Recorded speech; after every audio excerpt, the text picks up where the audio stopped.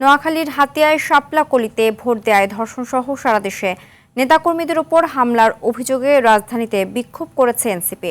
শনিবার দিনগত রাতে বাংলা মোটরে দলের কেন্দ্রীয় কার্যালয় থেকে শুরু করে তা শেষ হয় শাহবাগে।